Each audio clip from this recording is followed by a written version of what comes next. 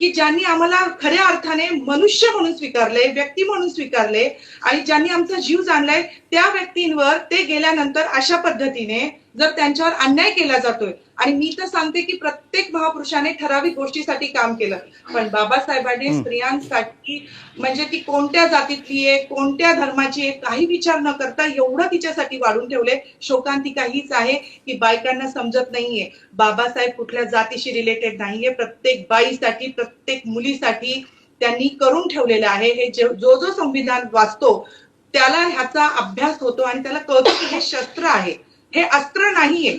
हा, पण हे कधी कधी अस्त्र म्हणून वापरावं लागतं, जे की मी आज वापरलंय.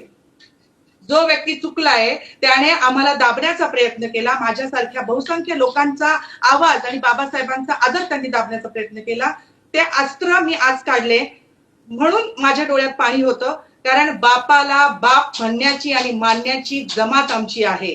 बायोलॉजिकल माझा बाप वेगळा आहे, परंतु मला आयुष्याच्या म्हणजे मी जेव्हा जन्म घेतला तोपर्यंत मरेपर्यंत किंवा मी आज ही वर्दी घातलीये तोपर्यंतही कळत नकळत फक्त आणि फक्त बाबासाहेबच माझ्या सारख्या लाखो स्त्रियांच्या पाठी आहे.